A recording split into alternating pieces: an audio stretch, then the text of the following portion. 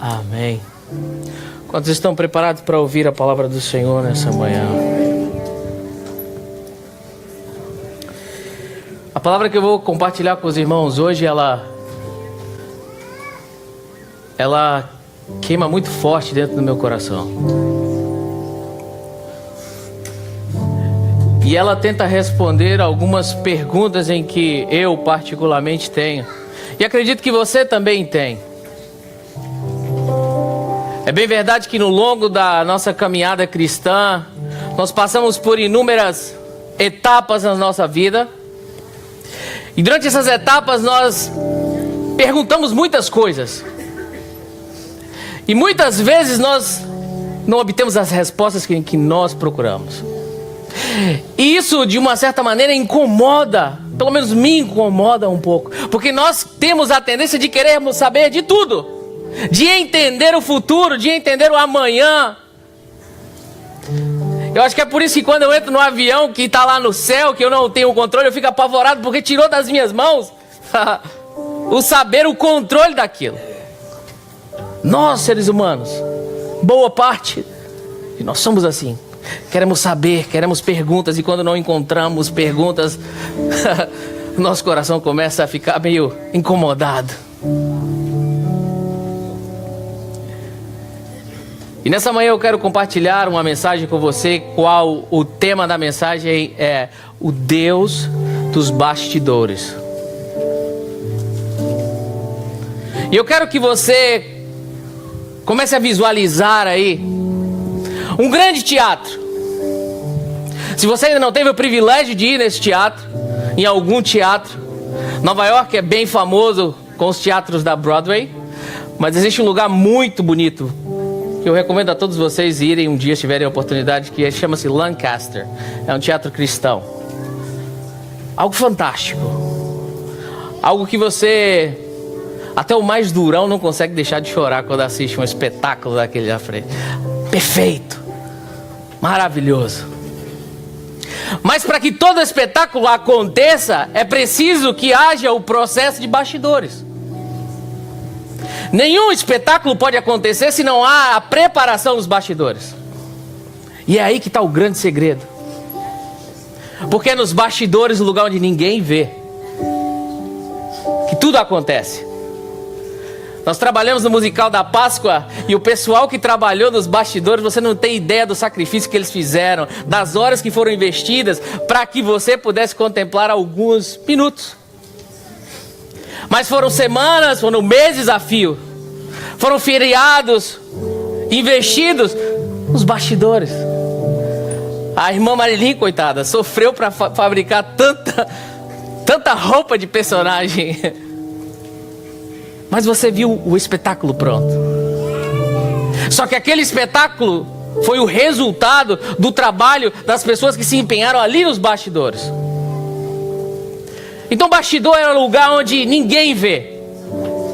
É o lugar onde as horas mais árduas são investidas. É o lugar onde toda a estrutura começa a ser montada para o grande show.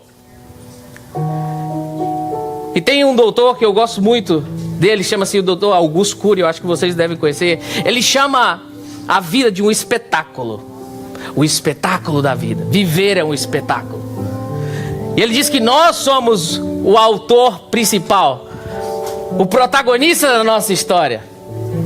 E nós temos na mão a decisão de fazer a nossa história e refazer. Só que hoje eu quero convidar um personagem especial para este espetáculo. Eu quero convidar o diretor. Porque um espetáculo precisa de um diretor.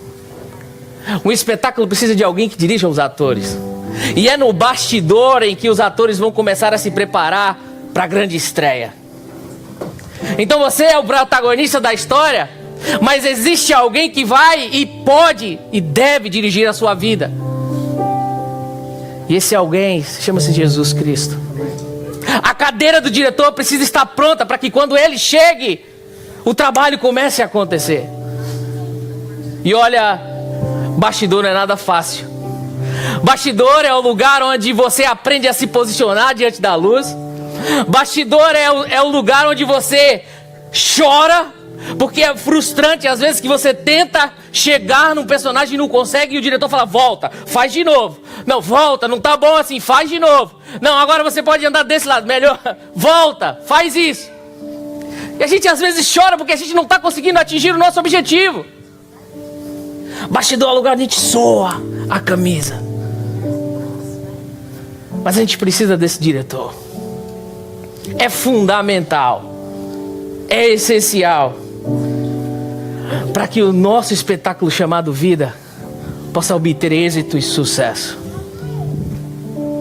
Eu quero que você abra a sua Bíblia no livro de 1 Samuel.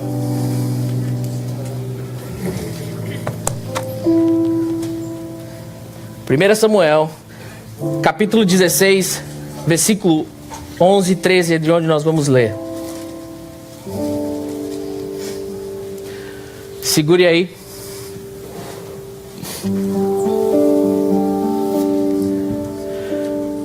E eu quero que você pense comigo que os bastidores é o tempo de preparação da minha vida e da sua vida. Você sabe que o maior combustível para um artista é quando ele se apresenta e ele é aplaudido. Mas para nós cristãos, o nosso maior combustível é quando nós encontramos o lugar na qual nós fomos designados para ativar, atuar, a nossa chamada. Quando nós nos encontramos no reino, tudo começa a fazer mais sentido. Tudo fica mais leve. Tudo dá mais prazer, porque nós nos encontramos. Isso nos motiva a querer mais e melhor, mais e melhor, mais e melhor, porque eu me achei. Eu quero, olha, vou te dizer uma coisa. Tem gente que passa a vida toda e não consegue se encontrar. Tem gente que passa a vida toda se procurando. Entra de bastidor para um bastidor, bastidor para outro bastidor, bastidor para outro bastidor. Mas esquece de trazer o personagem principal, que é o diretor da história. E nessa manhã eu quero refletir com você acerca de alguns personagens na Bíblia Sagrada que foram relevantes, muito relevantes, e que tiveram o seu período de bastidor, o seu lugar secreto, o seu lugar de preparação. Em 1 Samuel, você vai ler comigo a história do menino Davi. E no versículo 11 diz o seguinte: então perguntou a Jessé. O profeta pergunta a Jessé: olha, esses são todos os teus filhos? Todos os filhos que você tem? E Jessé respondeu: ainda tem um caçula, mas ele está cuidando das ovelhas. Então Samuel disse: traga-o aqui. Não nos sentaremos à mesa para comer até que ele chegue. Então Jessé mandou chamá-lo e ele veio. E ele era ruivo, de belos olhos e boa aparência. Então o Senhor disse a Samuel: é este, levante-se e unja-o. Samuel então apanhou o chifre de óleo com o óleo e ungiu na presença dos seus irmãos. E a partir daquele dia o Espírito Santo do Senhor apoderou-se de Davi. E Samuel voltou para Ramá. Para você entender, e eu sei que você conhece muito bem essa história, Samuel parte em direção de buscar um novo rei para o seu povo. E ele chega na casa de Jessé. E Jessé tem mais de um filho. E a primeira coisa que Samuel nota é a postura de um dos filhos de Jessé. E ele olha e ele diz: olha, esse tem postura de rei. Esse tem porte. Porque Saul era bonito. Saul tinha uma postura. Saul era um homem alto. E ele olha e fala: olha, esse aqui dá para competir com Saul. Tem o mesmo padrão. E é interessante que ele vai quase ungir o rapaz, diz assim: peraí, rapaz, calma aí. Você está olhando o exterior, peraí. E a primeira coisa que eu aprendo com isso é que tem muita gente que aparenta ser aquilo que de fato não é. E eu louvo a Deus, porque o nosso Deus, Ele não olha para o nosso exterior, mas Ele olha para o que está dentro do nosso coração. Do lado de fora tem muita gente bonitinha, como os irmãos de Davi. Todos tinham porte físico, padrão de rei, aparência do rei, mas todos não conseguiram passar no parâmetro de Deus, que era o coração. Nenhum deles. E eu penso que Samuel falou: e agora? Jesus me tirou, Deus me envia aqui para ungir o rei e acabou o filho. Não tem mais ninguém? Será que Deus está enganado? Ele pergunta para Jessé: olha, Jessé, acabou seus meninos? E alguém que não estava em cena agora começa a aparecer. Ele fala: olha, sim, tem um menino novo, um caçula, um menininho, está lá cuidando das ovelhas. E aí Samuel diz: então vai lá, traz esse rapaz. Ninguém senta à mesa enquanto esse cara não chegar, enquanto essa pessoa não chegar.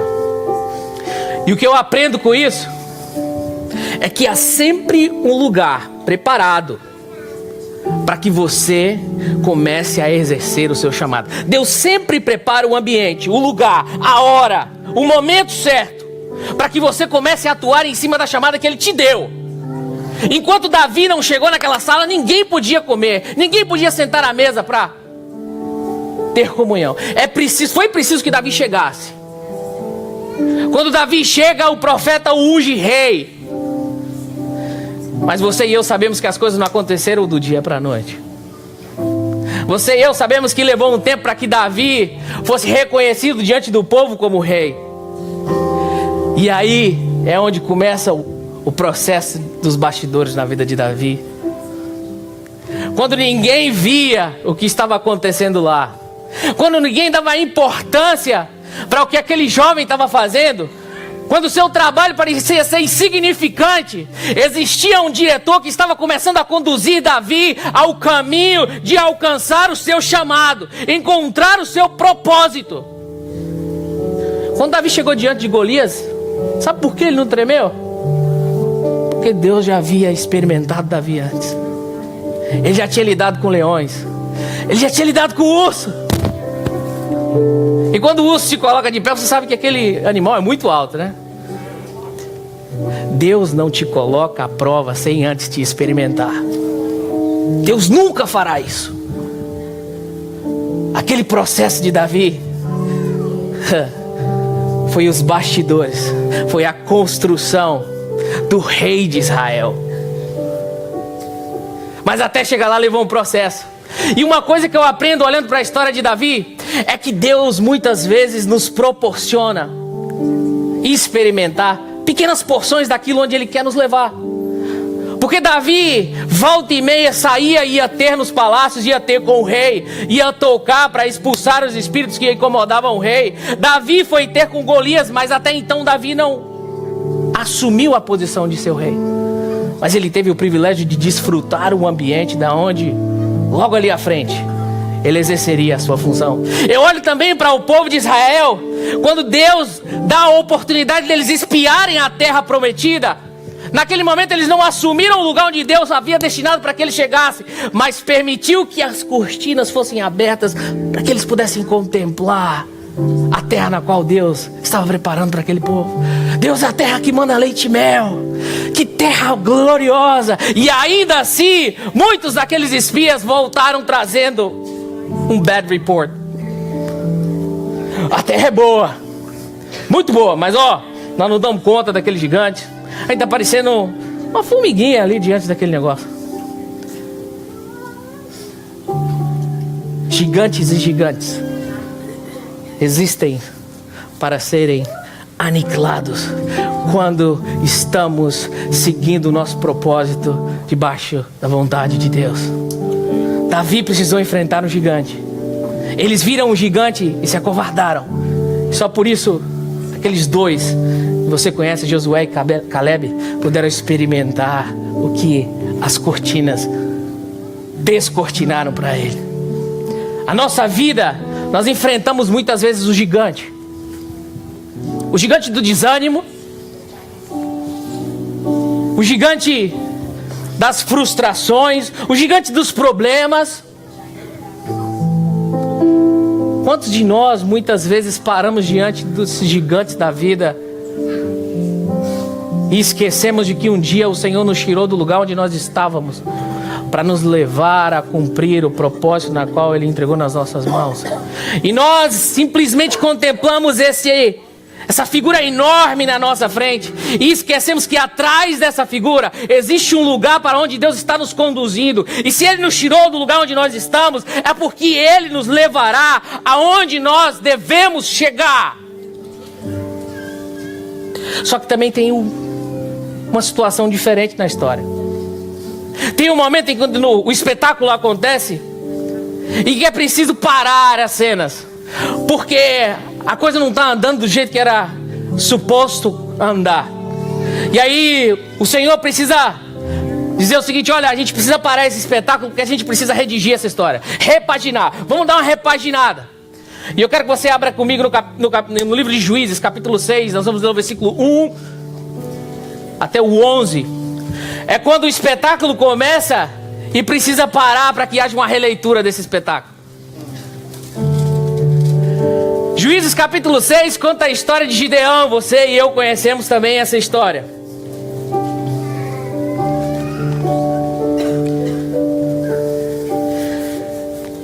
Juízes capítulo 6, versículo do 1 ao 4 diz assim: de novo os israelitas fizeram o que o Senhor reprova. E durante 7 anos Ele os entregou nas mãos dos midianitas. Os midianitas dominaram Israel. Por isso os israelitas fizeram para si esconderijos nas montanhas, nas cavernas e nas fortalezas. Sempre que os israelitas faziam suas plantações, os midianitas, os amalequitas e outros povos da região leste invadiam, acampavam na terra e destruíam as plantações ao longo de todo o caminho até Gaza, e não deixavam nada vivo em Israel, nem ovelhas, nem gado e nem jumento. O próprio versículo que você acaba de ler comigo, ele diz que por conta da desobediência de Israel, Deus o entrega nas mãos dos midianitas. Foram 7 anos. Imagine você 7 anos plantando, esperando o momento da colheita, e quando chegou a hora de colher, os inimigos chegam, leva tudo, acaba com tudo, passa o rodo geral, vai embora tudo. No ano seguinte você faz a mesma coisa, espera todo um ano, planta novamente, e acontece as mesmas coisas. Imagina a situação de frustração desse povo. Mas o mais interessante é que esse povo demorou 7 anos para perceber que eles precisavam, aliás, que eles tiraram da cadeira do diretor a figura principal. Quiseram entrar em cena por si só, fazer a sua vontade. Vamos fazer do nosso jeito. 7 anos eles demoraram para perceber que eles precisavam trazer de volta a figura do diretor da vida daquele povo.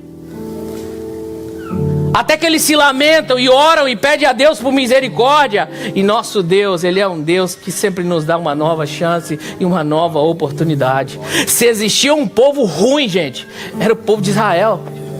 O povo que temava, Deus forochava a corda, o povo ia lá e... aí Deus apertava de novo, permitia que apertasse. Aí eles voltavam: Senhor, tem misericórdia. E Deus: ok, vamos dar mais uma chance. Aqui também está da mesma forma. E aí Deus envia um anjo para encontrar um jovem chamado Gideão.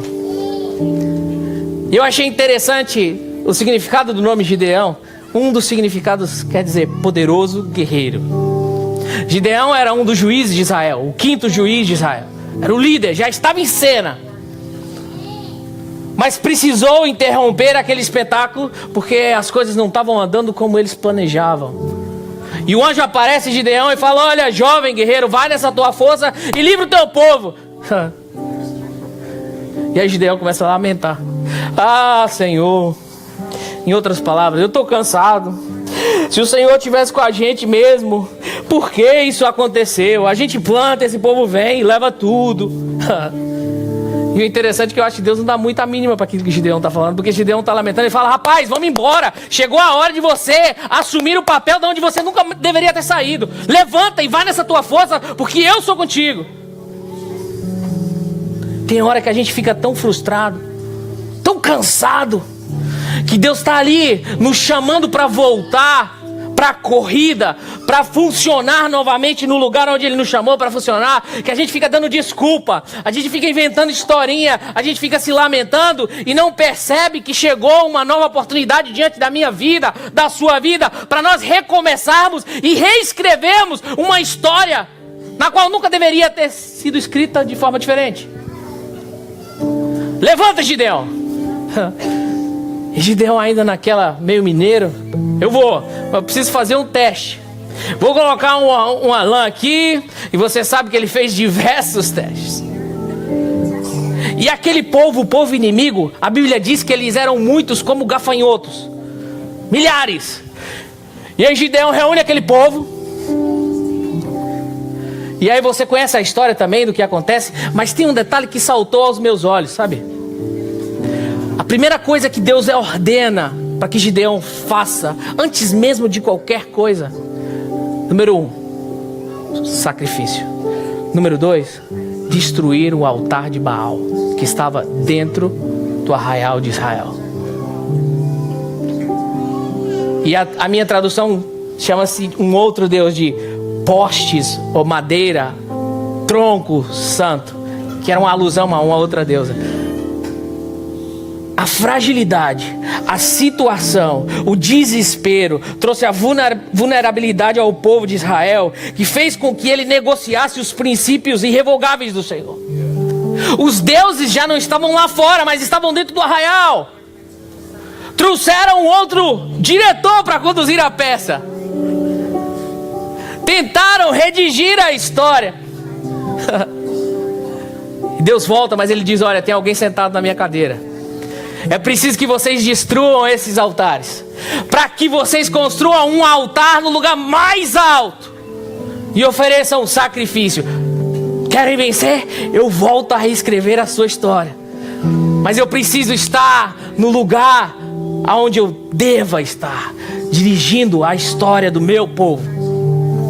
E aí ele chama aqueles soldados, aquela multidão de soldados, né? E aí vamos fazer um teste. Gideão, nós precisamos voltar ao espetáculo, mas a gente precisa trazer esses atores. Vamos fazer um teste para ver se eles passam no papel que a gente quer. Tudo bem, a gente reúne. E aí você sabe que começou a acontecer os testes. E daqueles soldados ficaram 300 para uma multidão. Sabe o que eu aprendo com isso?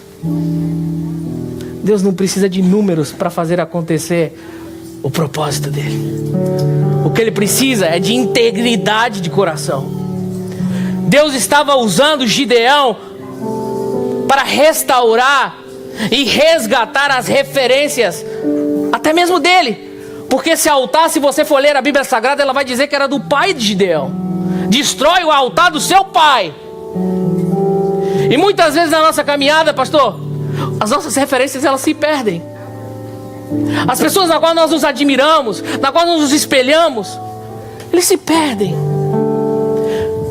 Mas quem sabe Deus usará a sua vida para resgatar essas referências que um dia você teve e trazê-las de volta para o reino do Pai, da onde elas nunca deveriam ter saído. Gideão teve essa oportunidade e ele vai. E o que eu vejo é que Deus, Ele não precisa e não depende do lugar para poder trabalhar na nossa vida. Ele trabalhou com Davi ali nas malhadas. Ele trabalha com Gideão no momento de fragilidade e de desespero. Mas tem um cara que me encheu o coração. Esse cara é cabra macho. Noé. 120 anos. 120 anos para construir aquela arca. E Deus simplesmente disse para ele: Noé, vai e faz. Imagina todo esse processo. Imagina a zombaria que aquele povo poderia ter trago a Noé. Quanto tempo investido sem ver. Será que Deus vai fazer chover realmente? E ele investe anos a fio da sua vida. Até que depois a arca pronta Passam-se alguns dias ainda para que o dilúvio pudesse chegar. O que eu aprendo com isso é que muitas vezes nós desistimos da nossa chamada porque não conseguimos entender o tempo na qual Deus trabalha. Sabe, esses dias eu tenho me perguntado, e alguns dias atrás eu me perguntei no Congresso das Mulheres. Estava dirigindo meu carro a trabalho e eu comecei a falar com Deus, e eu sou muito sincero para Deus, porque não adianta a gente querer esconder. Não adianta a gente querer fazer ceninha para Deus, porque Ele conhece. A gente muitas vezes quer impressionar aqui em cima da plataforma, mas lá no teu cantinho a gente tem que rasgar o coração. Eu falei: Deus, quantas promessas eu já escutei, quantas profecias, mas eu já tenho 33 anos. Pai, eu confesso que eu acho que eu não acredito que vai acontecer. Mas, Senhor, eu preciso ouvir a Tua voz. Fala comigo. Isso no meu carro ali. No sábado, a gente estava aqui no culto ministrando. No final do culto teve aquele altar call. E de repente, não sei se você percebe, a Adriana Miller, ela vem, senta aqui do meu lado e começa a orar pro meu pé. Eu olhei para aquela mulher e falei: essa mulher tá doida, eu colocando um negócio no meu pé, me orando pelo meu pé. E começou a orar, e começou a orar, e começou a orar, e começou a orar. De repente o Espírito Santo começou a ministrar no meu coração. Sabe como? A gente estava conversando sobre isso ontem. Como é tão gostoso ouvir a voz de Deus. Não existe nada que pague o preço. Olha, quando Deus vem no meio do louvor e se manifesta, a minha intenção é deixar o que eu estou fazendo e simplesmente fluir na onda. E ela começou a orar, e depois que ela acabou, ela virou para mim e entregou uma palavra. E aquilo encheu novamente o meu coração. Por isso, querido, eu quero te dizer, do fundo do meu coração, talvez você que está aqui nessa manhã sonhou um dia e recebeu uma palavra do Senhor, mas os anos foram muito duros e cruéis com você, e que você deixou ou enterrou o sonho que Deus plantou no seu coração. Mas nessa manhã eu quero te dizer que o Deus que trabalha nos bastidores, Ele não cessa de trabalhar. E entenda que exista um processo, porque Deus jamais vai te colocar no espetáculo sem que você esteja preparado para assumir o lugar na qual Ele te chamou. Entenda que esse tempo é um tempo em que Ele está preparando você, levando você a atingir uma maturidade, levando você a enxergar as coisas de uma maneira diferente. Ele não desistiu. Ele não desistiu. Deus trata com o povo ali, para com aquele sofrimento, mas Ele não coloca ninguém no lugar de Gideão para assumir o papel que era dele. Ele parou para começar a moldar e levá-lo de volta ao seu lugar. Todos nós temos um papel fundamental no reino de Deus. Todos nós. Existem aqueles atores que estão ali no palco, mas a grande estrutura está lá atrás. Não existe espetáculo se não tem luzes no lugar certo. Não existe um espetáculo bacana se o som não está funcionando legal. Todo um conjunto leva a estrutura a funcionar de forma excelente. Não olhe apenas para os atores que estão em cima do palco. Quem sabe Deus te chamou para estar no backstage, sendo peça fundamental, e você se esqueceu disso. Os dons que Deus te deu, eles precisam estar ativos no seu coração, queimando no seu coração, porque existe alguém precisando e esperando por aquilo que Deus colocou no seu coração. Não se acomode, querido. Não se acomode. Que nessa manhã o seu coração possa voltar a queimar,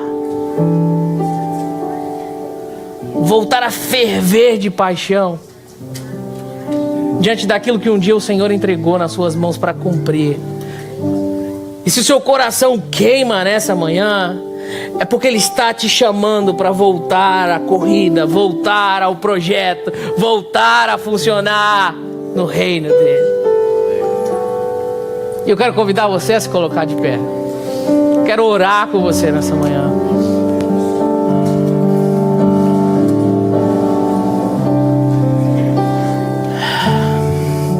Feche os teus olhos.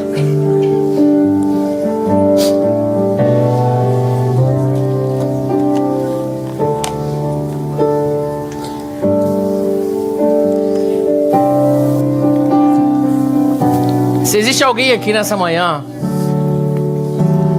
que se cansou no meio da jornada, que perdeu a esperança no meio da jornada, se existe alguém que estava atuando, mas que alguma coisa aconteceu e precisou que você saísse de cena, e você pensou que Deus havia substituído você por outra pessoa, eu quero te dizer que Ele está esperando por você. Ele está esperando por uma atitude sua. Eu sei que existem pessoas aqui que têm chamadas específicas e que têm um desejo no coração enorme de exercê-las, mas que por alguma razão ficaram paralisadas. Eu quero te dizer que nessa manhã o Deus que trabalha nos bastidores, Ele quer restaurar isso em você. E se você entende que isso é para você, eu queria te convidar a vir aqui na frente para orarmos juntos, juntamente com os pastores.